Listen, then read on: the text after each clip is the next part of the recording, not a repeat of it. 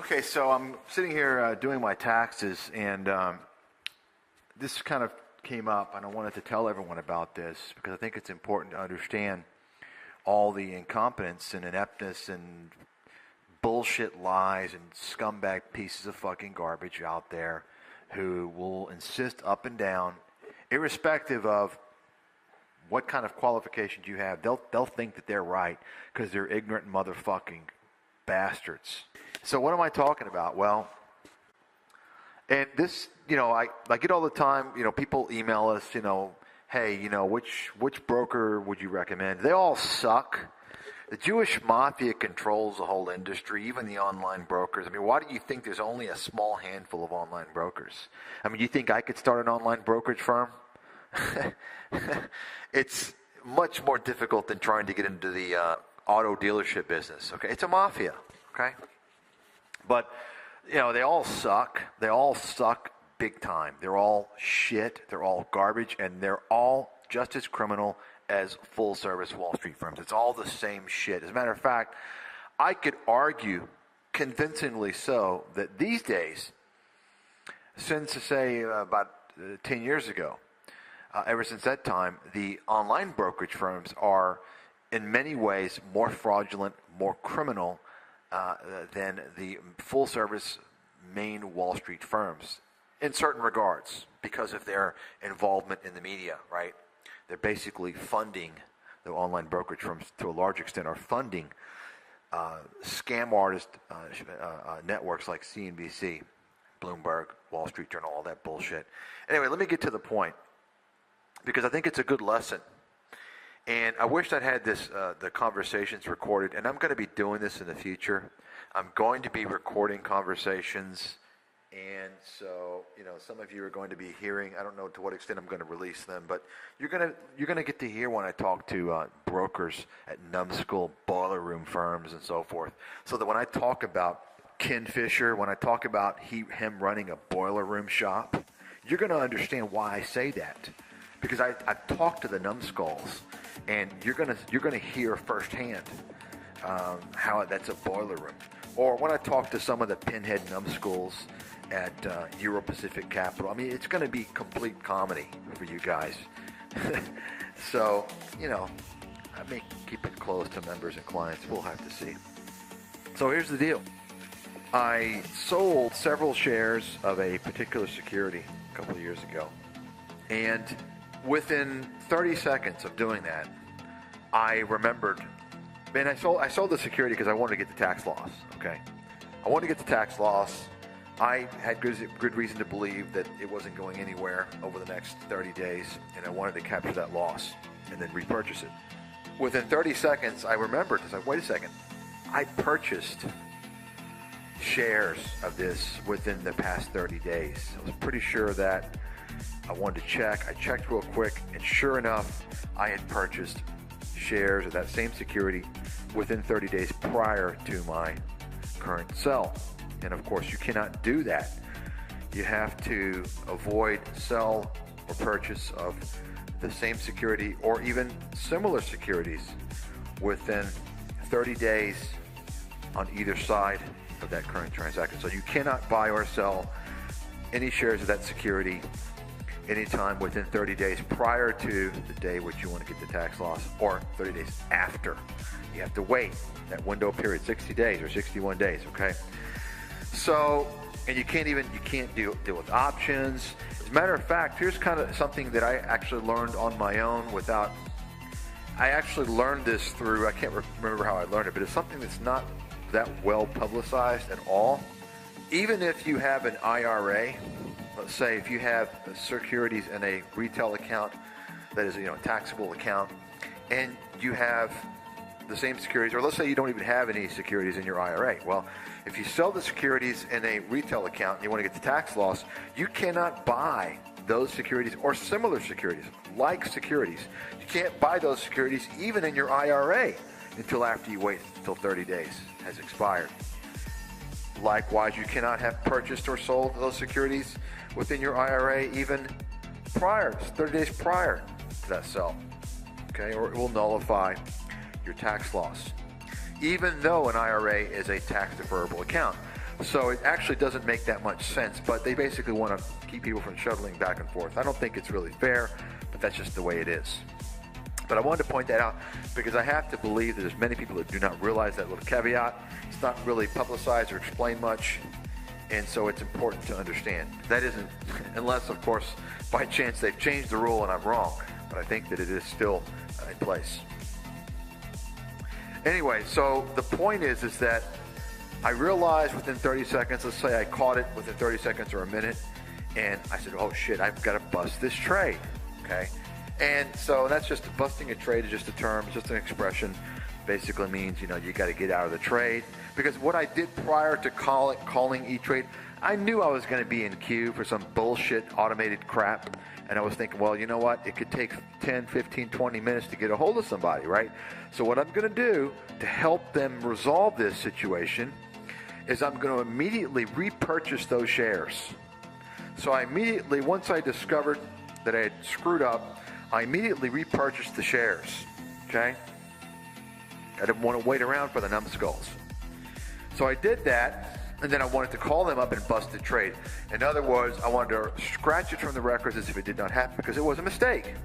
And there was not going to be any loss or gain. It was basically the same price, maybe a penny different. But I told them I was willing to eat any loss, any difference. But the main thing is I wanted that trade busted because it was several thousands of dollars that I was able to claim as a tax loss. But because I purchased shares within 30 days prior to that current transaction, that current sell, that tax loss was going to be nullified unless I could get the trade busted. Now, I knew to do this because working on Wall Street at a Wall Street firm, a real brokerage house, full service where you've got a financial advisor, this is done. This is part of the service. But apparently the numbskull pinhead pieces of garbage at E-Trade, and I have to believe it's Schwab too. I have stories about Schwab. They're all a bunch of criminal scumbag pieces of shit. That's just a fact. And they're all incompetent fucking pinheads. All of them. I mean, just look at Liz Ann Saunders, the chief strategist, right? She's a fucking moron. She's an airhead. She has no fucking clue what's going on. And she follows the coattails of, main Wall Street analysts and strategists. She follows their asses, and she's still fucking clueless. But anyway, the point is that, so I talked to some person in the tax area, whatever, told them the situation. They said, oh, no, we can't do this. Oh, don't worry. It's going to be, the guy was convinced. He was convinced, oh, no, it's okay, because it's all going to go out, change your basis, and when you sell later on, it's all going to be factored in. I said, you don't understand. I don't care about basis. I don't care about a new basis. I want my fucking tax loss for this year. See, I couldn't get through to the guy over and over again. Over and over again, over and over again. Oh, no, I guarantee you. Oh, yeah. Oh, you sure about that? You guarantee.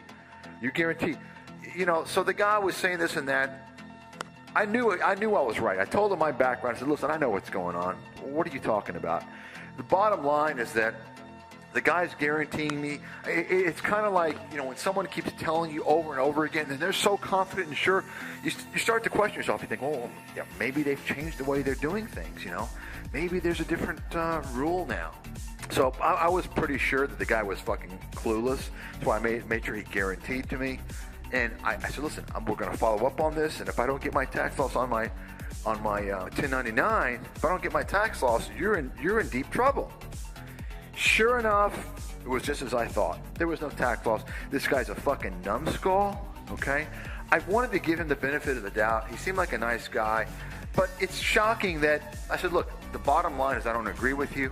You're telling me this and that. The easiest way is to bust this trade, to remove it from the records, because I purchased it back immediately. Same price, bust it, remove it from the records. No, he wouldn't do it.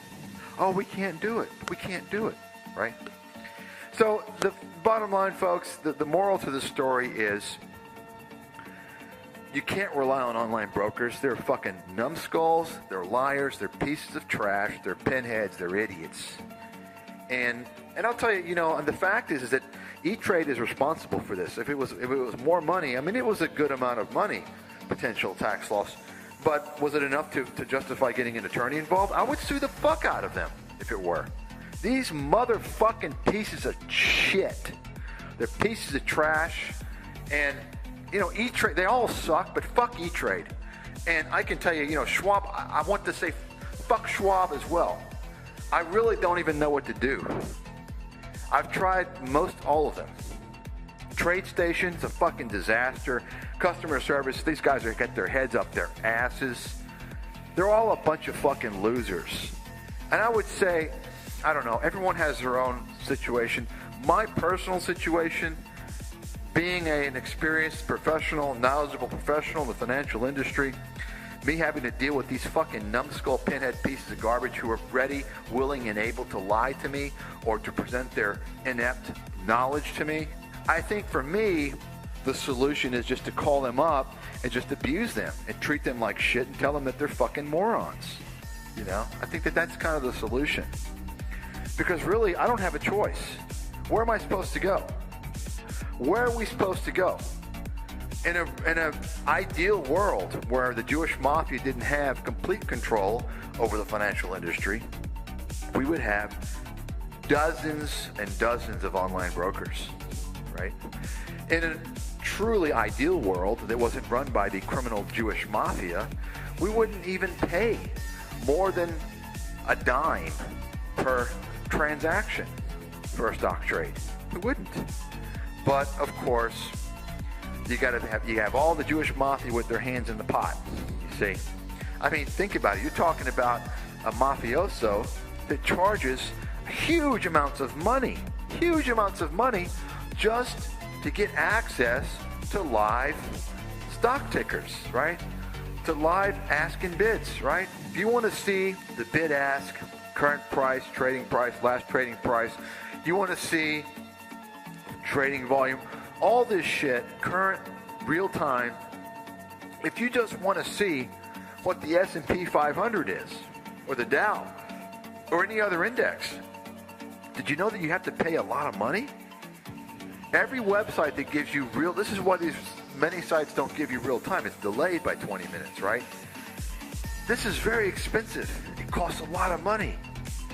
I mean, do you think in a world, a modern day that we live in, supposedly, whereby the vast majority of individuals, at least in the U.S., have now been put into a 401k, a self-directed retirement plan? A self-directed basically means it's not a pension plan. In other words, you have to be more on top of your retirement. You have an IRA, you have a profit sharing, or you have a 401k. The point is that it's not 1950 where most people were in pensions that had retirement plans, where pensions were managed by professional money managers, right? Today, retirement accounts are retail accounts. Don't you think that with all the money going in, all these fees and all this shit, that people should have free access to all this data, right? Of course they should. You should be given free access to all this data. And I'm not even talking about if you have an account. Even if you don't have an account with these, because all these online brokers, they got to pay for this data. They don't get to show it for free. They have to pay, right? All these websites, they got to pay. They have to pay for it. And the reality is stock trades should be a dime. They should be a dime, okay? But no, we got the Jewish mafia wanting to take a piece out of the pie every single transaction. I'm not even going to get into that criminal organization because I'll get too pissed off thinking about all the fraud that they commit. But anyway, I just want to point out it's really a fucked up situation with the online brokers, and I've got so many other stories how I've gotten screwed so bad. Order execution's been a big problem, especially with Schwab. There's major order execution problems with Schwab. I can guarantee you there's a lot of shit going on. There's a lot of fraud going on. When you've worked in the industry and you're doing a lot of trades and you're pretty perceptive and you're pretty observant, you know when you put an order in, a market order, you know based upon your knowledge of looking at the bid and the ask volume, knowing that stock, having experience, you know where that thing is probably going to trigger, okay? Depending upon the stock. Of course, if it's a large cap, high volume is going to be much different than a smaller cap, not as high volume. There's going to be variations, but I know the deal. And it's pretty amazing, but I can tell you just off the top of my head, probably 85 to 90% of the time, at the lower part of that price, okay? I get the lower end of that price. And that's enough to tell me that there's a big problem going on. And so, anyway, I mean, this is why, you know, it pisses me off. You got these fucking stooges, these controlled opposition pinheads like Michael Lewis talk about stupid-ass shit, high-frequency trading. That's fucking bogus. That's baloney. Anyone with at least half a brain who's been in the industry, and I don't mean some guy I'm talking about someone who's been in the industry, boots on the ground, on the fucking battleground, not some financial advisor or CFP, you know, Mr. Salesman. I'm talking about people that know how the markets work. Okay, if you know how the markets really work, then you'll know that high-frequency trading is a fucking joke for most people. It only comes into play for huge funds, okay? Funds against funds. But for retail investors, this doesn't matter jack shit, okay? As a matter of fact, think about this for a second. Think about this for a second. 2 points.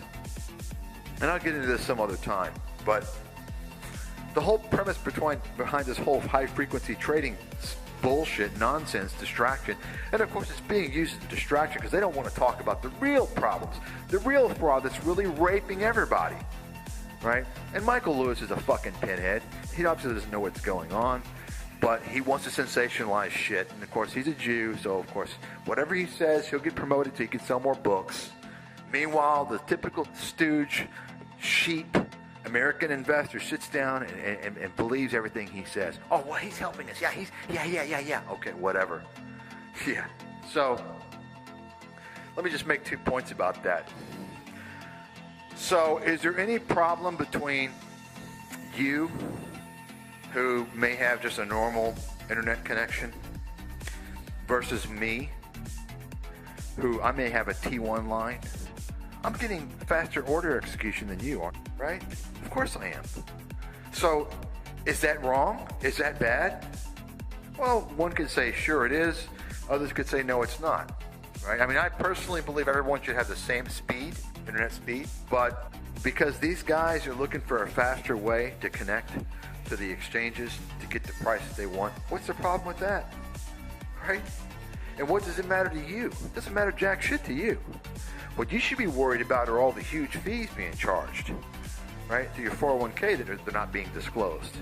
What you should worry about are all the soft dollar arrangements being paid to fund managers, right, who are supposed to be managing your pension plan and all this other bullshit going on, all these other illegal payments under the table. What you should be worried about is all the billions and billions and billions of dollars of insider trading and other securities fraud that is going on every single day, and all the front running and all the other bullshit scams that CNBC is involved with. That's what you should be worried about, okay? That's what people need to be talking about. But no, Michael Lewis, he's not going to talk about that, because who do you think is selling his goddamn books? CNBC, the media. They're selling his fucking books. They're promoting him. Yeah, Michael Lewis. He's not going to tell you how criminal the media is. Even if the fucking pinhead knew it. And there's no way he can't know it. Doesn't take a fucking genius. It's pretty obvious. And the second way, or the second point, I guess, with high-frequency trading, with the reason why it's bullshit, is because, I don't know if many of you know this, but if you're working in a Wall Street firm, you know, a legitimate firm, a real firm, you're going to get access to the Reuters news feeds, okay? The Reuters news feeds. And if you have a Bloomberg terminal, you get access to the Bloomberg feeds, okay? That shit is all released in advance. Did you know that? Reuters sells their news feeds knowing that you get access to the latest headlines by, I don't know, 5, 10, 15 minutes in advance, relative to when it's posted on Google, on Yahoo, anywhere. Did you know that? Think about that. And some of those headlines, let me tell you something. They can move the markets. It happens all day, every day. So why isn't that being addressed? Isn't that a pretty obvious premeditated scam that's directly affecting all those who are not in the industry? That is really affecting people, okay? That's basically insider front running. If you're an insider, you work in the industry, you get to front run the stocks before the media pumps out the shit to the sheep, right? Think about that. I mean, this is known. This is not, I'm not telling you something that I had to, pick my brain and, oh my God. It's just, anyone with a clear mind that's been in the industry knows this.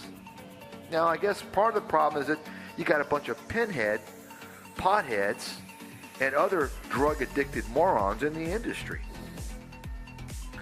right? But these are the issues that need to be talked about, right? High-frequency trading? What a fucking joke. That's a fucking joke. Folks, believe me, if I thought that that was an issue for me or for you, you better believe, number one, I'd be talking about it. Number two, I'd be the first guy to have uncovered it. But it's nothing. It's a distraction. It's not even legitimate. There are many more toxic things going on than that. And I just gave you an inkling, gave you an example of that, right? There are many other issues. High-frequency trading is bullshit. It is meant to be a distraction, to distract you from what's really going on, because they don't want you to know the real truth, right? They want to position all this stupid, flimsy bullshit out there. Now, think about it. If I was concerned about it, I'd be talking about it. I'd be bitching about it. I'm just telling you the facts, folks. Okay? Just think about those Reuters feeds, okay? Think about those Reuters feeds that you get in advance and Bloomberg feeds. For Bloomberg terminal, you're talking towards around $2,000 a month for a terminal, okay? The Reuters, Thomson, I don't know what that is. I don't even know that you can get them as an individual, to be honest with you. I think that you have to be a brokerage firm. They do have some service that puts the stuff out, but I don't think it's the same one that the brokers are getting. I mean, I'm telling you right now, I used to watch that shit all day, okay? I know how much that influences the market on a daily basis. I used to watch that shit all day and look at how it moved the stocks, okay? That's a big problem. And that's been going on for decades. And you don't hear anyone talking about that. Think about that, folks. Why am I the only person that's always bringing up these things? Is it because they don't exist and I'm a nut? I don't think so. I mean, think about it. Is it because everyone else is so stupid and they just can't figure it out?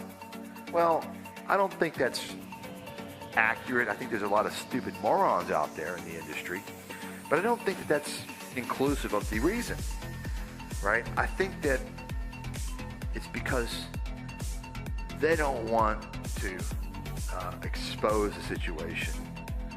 They don't want to expose the situation. So what they do is they position some numbskull out there that creates some bullshit distraction, right? So that people aren't really focused on the real problems.